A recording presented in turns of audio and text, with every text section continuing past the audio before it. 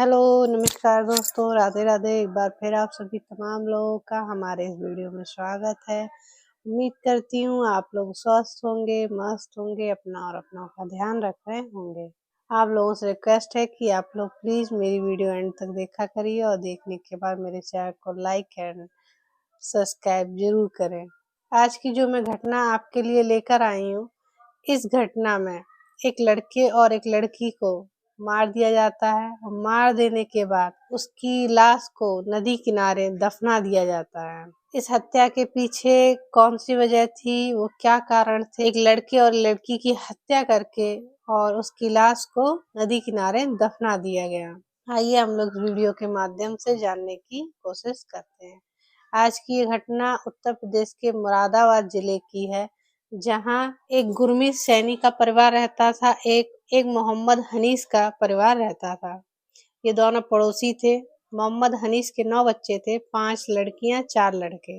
और गुरमीत सैनी के 3 बेटे और 1 लड़की थी। उस लड़की का नाम था काजल। वो सबसे छोटी थी और उसके 3 बड़े भाई थे। सबसे बड़े का नाम रिंकू था, दूसरे का राजाराम और तीसरे का सतीश था। और मोहम्मद सैनी का जो सबसे छोटा लड़का था उसका नाम अरमान था।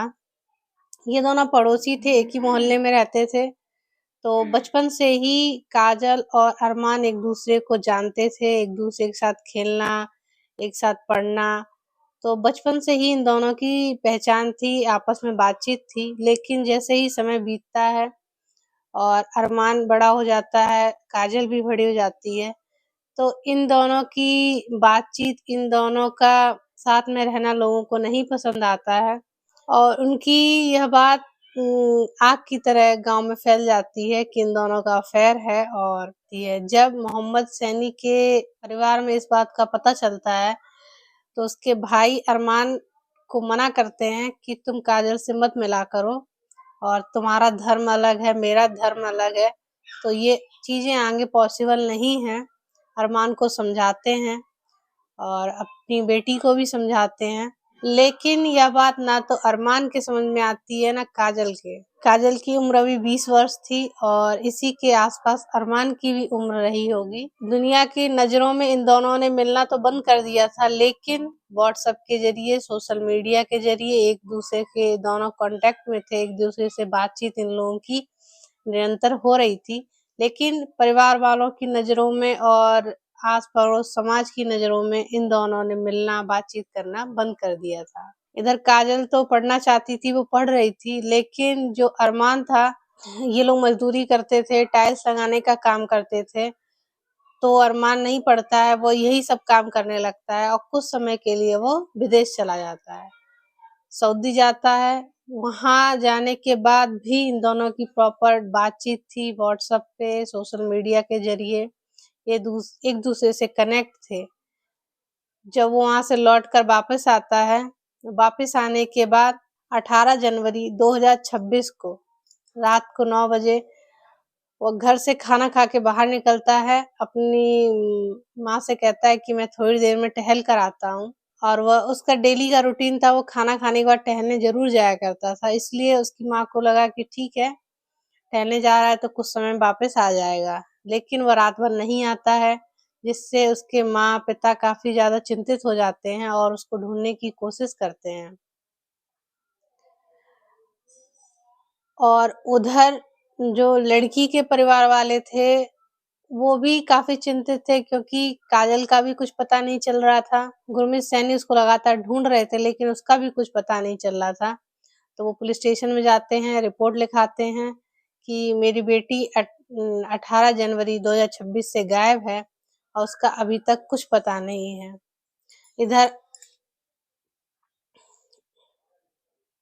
वो बताते हैं कि हमारे घर के ही बगल में मोहम्मद हनीस का घर है और उसका बेटा मेरी बेटी के पीछे पड़ा हुआ था, मेरी बेटी से वो बातचीत करना चाहता था, शायद वही मेरी बेटी को लेकर भाग गया है। उधर अरमान के पिता मोहम्मद हनीस भी अपने बेटे को ढूंढ रहे थे, वो अब काफी ज्यादा परेशान थे और ढूंढने के बाद जब उसका कुछ पता नहीं चलता है तो वो भी रिपोर्ट लिखाने पुलिस स्टेशन जाते हैं और बताते हैं कि मेरा भी बेटा 18 जनवरी 2026 से गायब है, उसका अभी तक कुछ पता नहीं चल रहा है। जब पुलिस दोनों तरफ की बात सुनती है, बात सुनने के बाद पुलिस इस पूरे मामले को संज्ञान में लेती है, एक्शन लेती है और एक्शन लेने के बाद बारी-बारी से सबसे पूछताछ करती है, आस-पास के लोगों से पूछती है।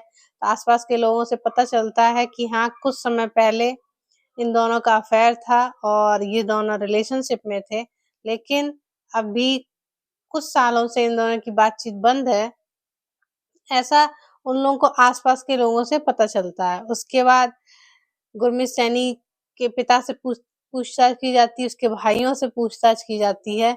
तो वह जितनी बार उनसे पूछताछ की जाती है, जितनी बार उनसे क्वेश्चन पूछे जाते हैं, वो हर बार हर क्वेश्चन का अलग तरीके से जवाब देते हैं या कुछ अलग बताते हैं।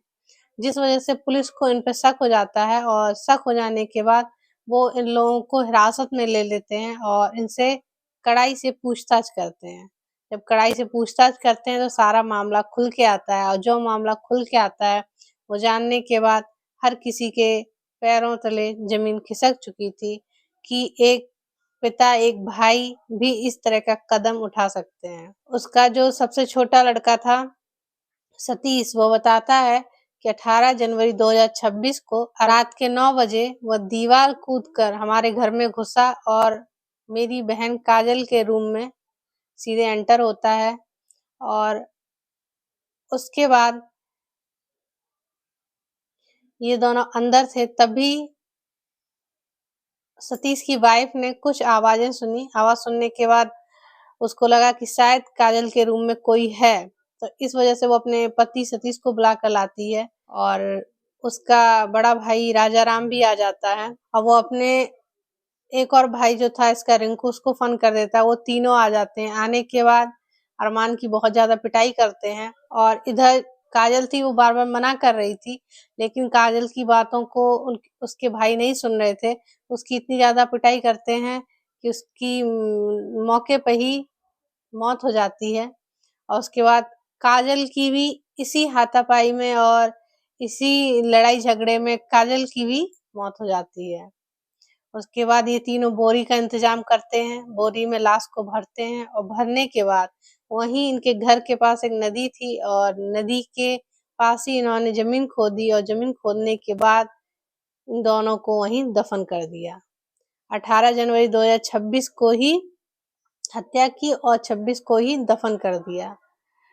जब ये मामला पूरा खुल के आता है तो पूरे उस कॉलोनी में सन्नाटा-सा छा गया कि एक पिता, एक भाई अपने ही बेटी की हत्या करके और उसको दफ़न कर सकता है, यह इतना कोई सोच नहीं सकता। लेकिन मेरा इस कहानी को सुनाने का उद्देश्य किसी को परेशान करना नहीं, किसी का दिल दुखाना नहीं है, बल्कि आपको सचेत व सावधान करना है, जिससे आप अपना और अपनों का ध्यान